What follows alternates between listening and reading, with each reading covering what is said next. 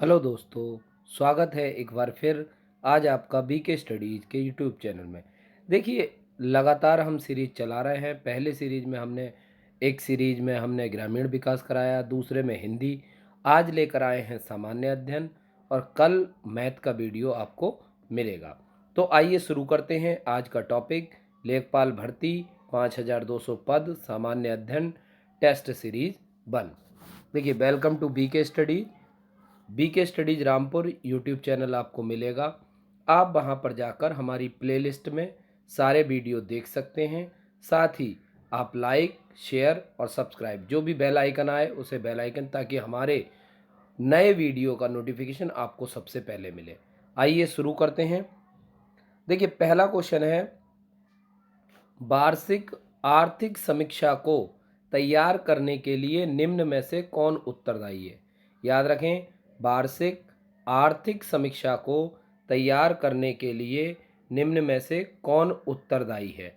तो यहाँ पर आपको पता है कि जो आर्थिक समीक्षा है वो हमारी वित्त मंत्रालय द्वारा तैयार की जाती है। किसके द्वारा तैयार की जाती है? वित्त मंत्रालय।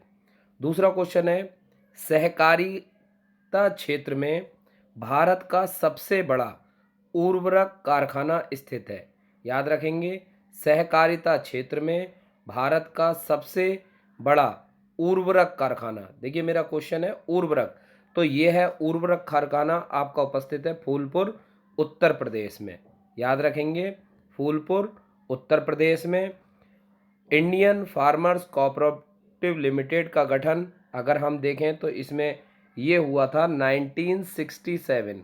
कब हुआ था? 1967 में। 6 इकाइयाँ, जिसमें कलोर, कांडला, फूलपुर और आमला उत्तर प्रदेश में। फूलपुर और आमला उत्तर प्रदेश में है, जबकि कलोर और कांडला गुजरात में है। ठीक है, तो ये तरीके से। और क्रपको का गैस आधारित यूरिया अमोनिया संयंत्र हजीरा गुजरात में। तो हजीरा कहाँ पर है? गुजरात में। तो इस तरीके से आप याद कर सकते हैं, हजीरा कहाँ पर है? गुजरात में। लेकिन ये कौन सा संयंत्र है? ये है आपका गैस आधारित यूरिया अमोनिया संयंत्र। ठीक है, अगले क्वेश्चन की तरफ बढ़ते हैं। देखिए, भारत के सकल घरेलू उत्पाद 2010-11 में कृषि और संबंधित क्षेत्रों में योगदान कितना रहा है।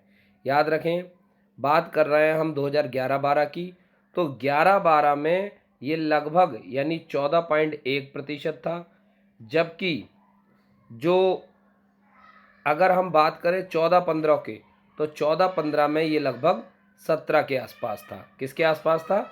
17 के। तो यहाँ पर बात चल रही है किसकी? तो बात चल रही है यहाँ पर 11-12 की। तो लगभग 14.1, यानी कि हम इसको लगा सकते हैं कितना? 15%। कितना कर सकते हैं? 15%। इसके अलावा अगले क्वेश्चन की तरफ आते हैं। देखिए, अगला क्वेश्चन है, विशेष कृषि एवं ग्राम उद्योग योजना का मुख्य उद्देश्य है। विशेष कृषि एवं ग्राम उद्योग योजना का मुख्य उद्देश्य है। तो आप जानते हैं, विशेष कृषि एवं ग्राम उद्योग योजना का मुख्य उद्देश्य कृषि निर्यात का संवर्धन करना है। क्या है? कृषि निर्यात का संवर्धन करना है। तो यहाँ पर क्या हो जाएगा? कृषि निर्यात का संवर्धन। अगला क्वेश्चन देखिए, राष्ट्रीय विकास कृषि योजना के लिए निम्न में से कौन सी व्यवस्था सही है। यहाँ पर राज्य और केंद्र 0%, 100%, 25%, 75%, 50%, 50%, 75%, 25%। तो हम जानते हैं, जो राष्ट्रीय कृषि विकास योजना है, पहले बात तो ये देखें ये कब शुरू की गई। तो ये की गई है 2007 में। यानी अगर कोई पूछे राष्ट्रीय कृषि विकास योजना कब शुरू की गई, तो ये 2007 में। याद रखें, ये योजना 100% यानी 100% किसकी है? केंद्र सरकार की। इसमें राज्य सरकार का कोई योगदान नहीं होता। तो राज्य का कितना रहेगा? 0। और बाकी केंद्र सरकार का कितना रहेगा? 100। लेकिन याद भी रखेंगे, राष्ट्रीय कृषि विकास योजना कब स्टार्ट हुई? तो 2007। अगले क्वेश्चन की तरफ बढ़ते हैं। देखिए, अगला क्वेश्चन है आपके लिए, निम्न में से कौन सा सही सुमेलित नहीं है। अगर आप देखें, गोस्वामी समिति, औद्योगिक ऋणता की समिति समस्या। तो आप यहाँ पर देखेंगे औद्योगिक रुग्णता के लिए ही गोस्वामी समिति बनाई गई थी। उसके अलावा जानकी रमन शेयर घोटाले समिति, तो आपको पता है कि जानकी रमन द्वारा ही शेयर घोटाले की समिति तैयार की गई थी, यानी उसकी जांच पड़ताल। मल्होत्रा समिति, मल्होत्रा समिति द्वारा बीमा क्षेत्र में सुधार। अब आती है तारापुर समिति। तो तारापुर में लिखा है बैंकों में ग्राहक सेवा, जबकि तारापुर समिति का जो कार्य था वो कार्य था भारतीय मुद्रा का चालू खाते पर परिवर्तनीयता। क्या है? चालू खाते पर परिवर्तनीयता, चालू खाते पर परिवर्तनीयता। तो याद रखेंगे इसका क्या रोल है, चालू खाते पर परिवर्तनीयता। नेक्स्ट क्वेश्चन की तरफ बढ़ते हैं। तो देखिए नेक्स्ट क्वेश्चन है आपके लिए, भारत में सिक्के जारी करने के लिए कौन अधिकृत है? भारत में सिक्के जारी करने के लिए कौन अधिकृत है? रिजर्व बैंक ऑफ इंडिया, वित्त मंत्रालय, स्टेट बैंक ऑफ इंडिया, और चौथा ऑप्शन लिख लेंगे नन ऑफ दीज, यानी नन। ठीक, तो अब इसमें से हमें चुनना है। तो याद रखें वित्त मंत्रालय भारत में 1 रुपया का नोट और सिक्के जारी करने की, यानी कौन सा? वित्त मंत्रालय क्या करता है भारत में? 1 रुपये का नोट और सिक्के जारी। एक क्वेश्चन आता भी है कि कौन से भारतीय प्रधानमंत्री के 1 रुपये के नोट पर हस्ताक्षर है? तो याद रखें वो मनमोहन सिंह है, क्योंकि मनमोहन सिंह एक टाइम देश के प्रधानमंत्री भी रहे और साथ ही एक समय वो देश के वित्त मंत्री भी रहे, इसलिए उनके 1 रुपये के नोट पर हस्ताक्षर मिलते हैं। याद रखें रिजर्व बैंक ऑफ इंडिया की स्थापना 1935, राष्ट्रीयकरण 1 जनवरी 1949। तो ये चीज़ें 2 क्वेश्चन अलग से भी याद रखेंगे। फिर आता है 13वें वित्त आयोग की सिफारिशों का प्रावधान किस अवधि से संबद्ध है? याद रखें 13वें वित्त आयोग का कार्यकाल अगर हम बात करें तो कब से कब तक है? तो यह है 2010 से 2015 तक। कौन सा है? 2010 से 2015 तक। याद रखेंगे 13वें वित्त आयोग की सिफारिशों का प्रावधान किस अवधि से है? तो यह है 2010 से 2015 तक। अगले क्वेश्चन की तरफ आते हैं। अगला क्वेश्चन है चालू खाते में पूर्ण रुपए का पूर्ण परिवर्तना को किस वर्ष से घोषित किया गया? पूर्ण परिवर्तना किस वर्ष घोषित की गई?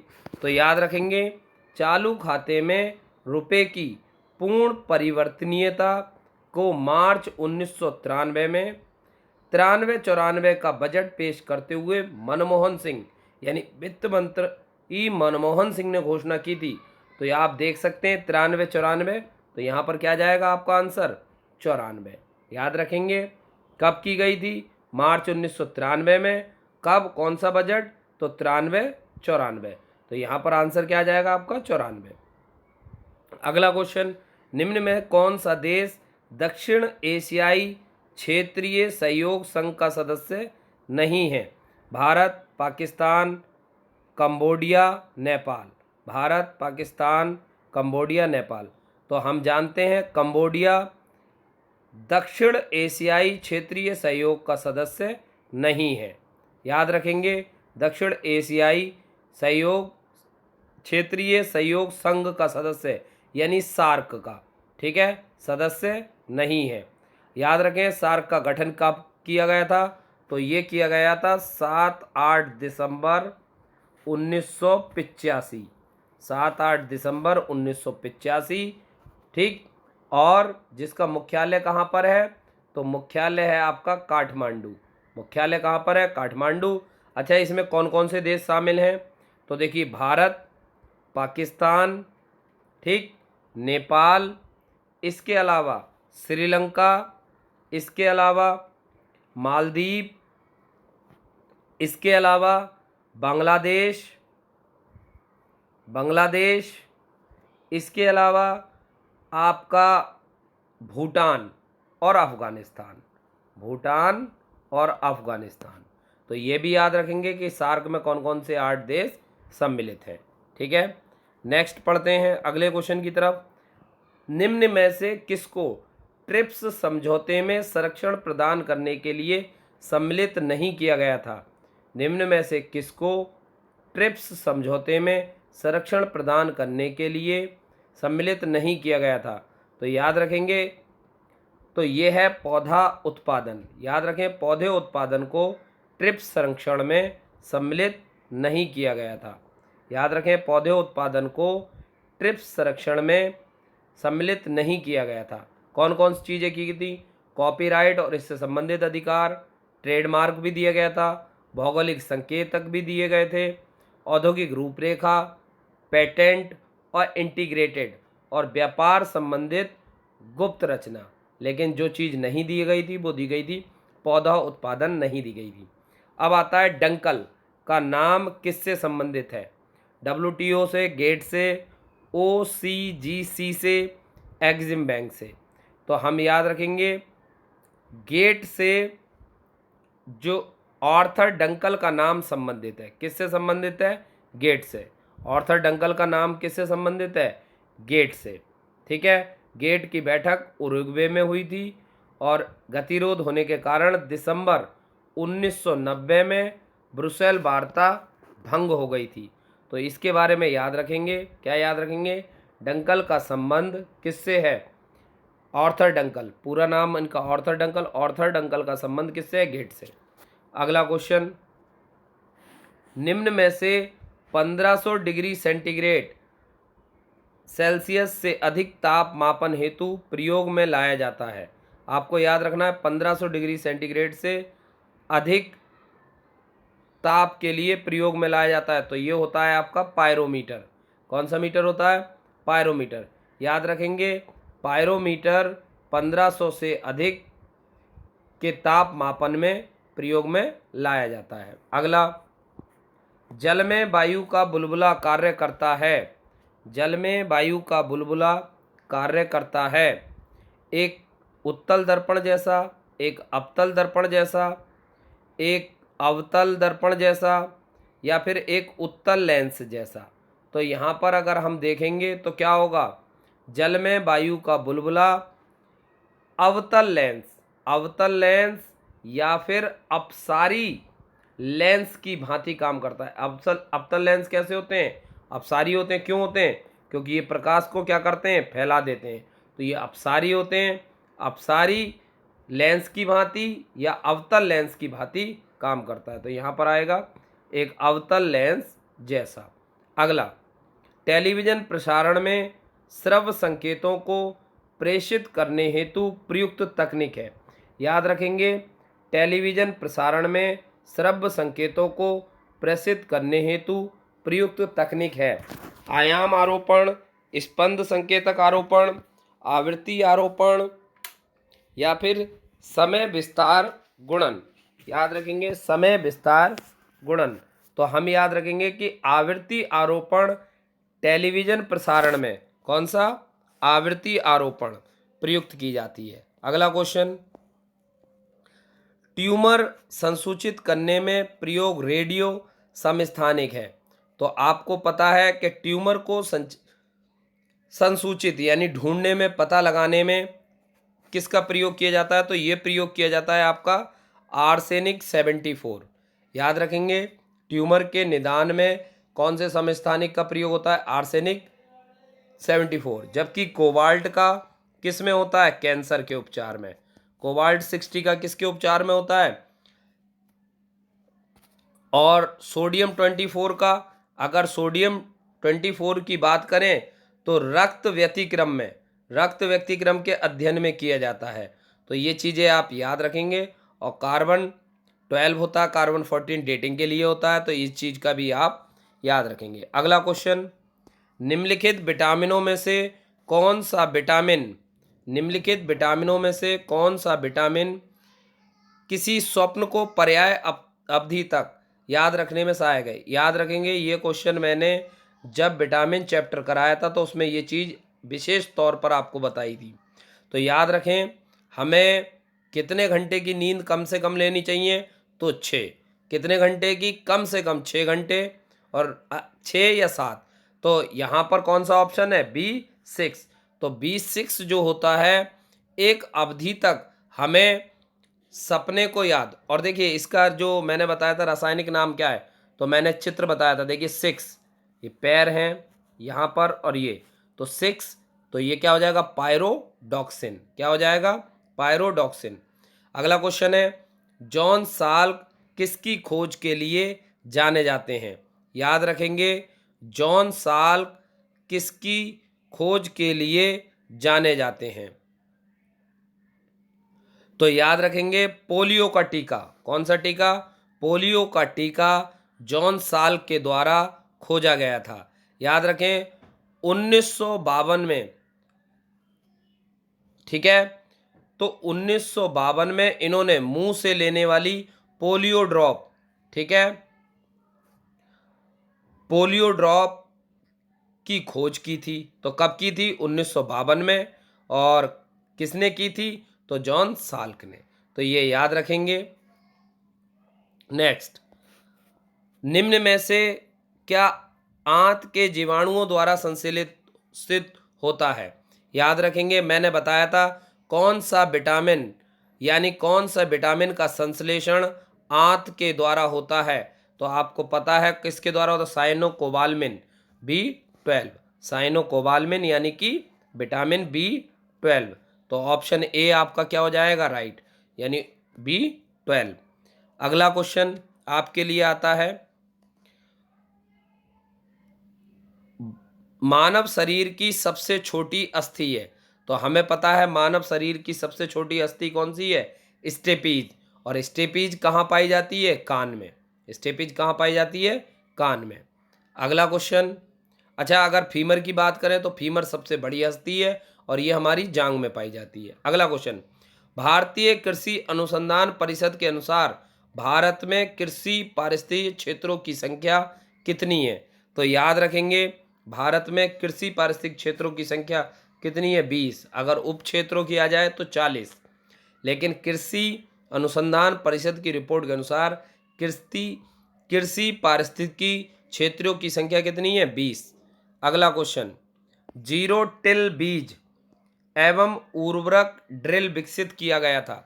जीरो टिल बीज एवं उर्वरक ड्रिल विकसित किया गया था PAU लुधियाना में, GB पंत कृषि एवं प्रौद्योगिक विद्यालय पंतनगर में, IISR लखनऊ में, IARI नई दिल्ली में।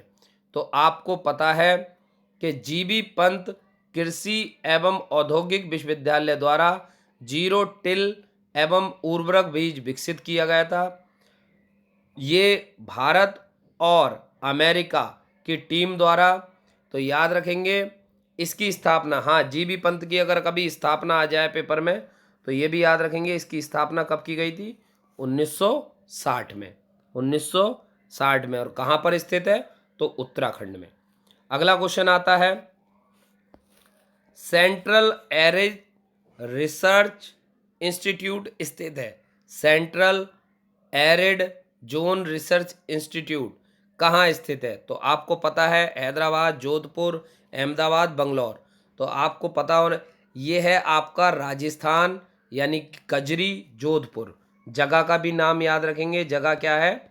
कजरी। कजरी, जोधपुर। अगला आप देखेंगे क्वेश्चन, तो अगले क्वेश्चन में अगर देखेंगे कि निम्न में से कौन सा एक चाय में नहीं पाया जाता? याद रखेंगे कौन सा चाय में नहीं पाया जाता? थीन, कैफीन, टेनिन, मॉर्फिन। तो हम जानते हैं कैफीन, थीन और टेनिन।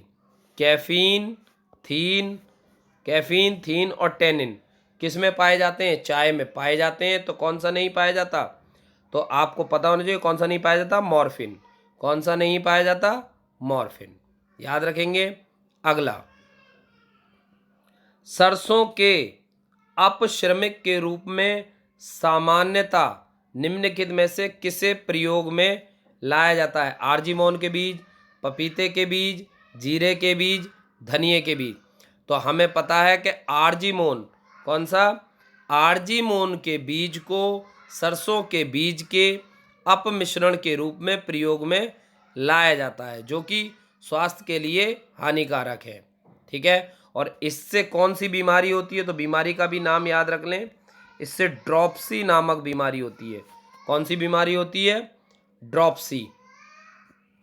अगला क्वेश्चन, मसालों का बागान कहा जाने वाला राज्य है, तो आपको पता है मसालों की रानी, मसालों का मुकुट कौन है?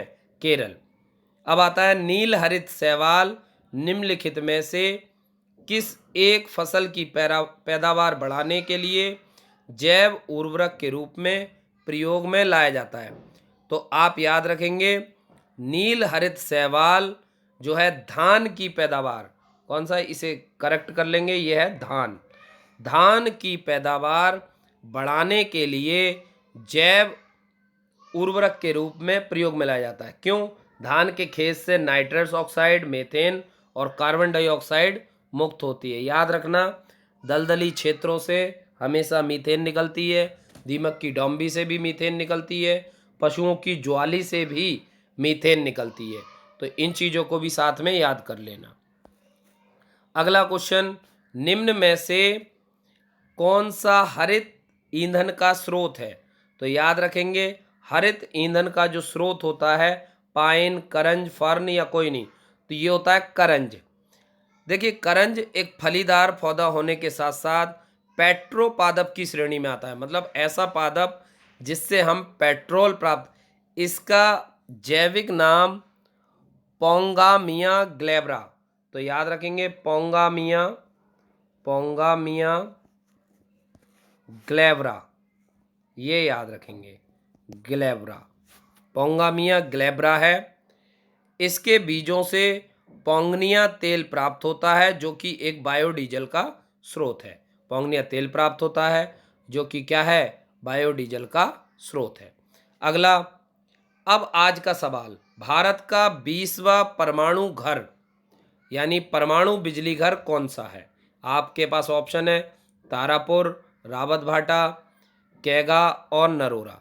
तो आपको इन प्रश्नों के उत्तर देने हैं। याद रखेंगे इस प्रश्न का उत्तर आपको कमेंट बॉक्स में देना है। वीडियो कैसी लगी, क्वेश्चन कैसे लगे, इसके बारे में भी अपनी राय आप कमेंट बॉक्स में ज़रूर दें।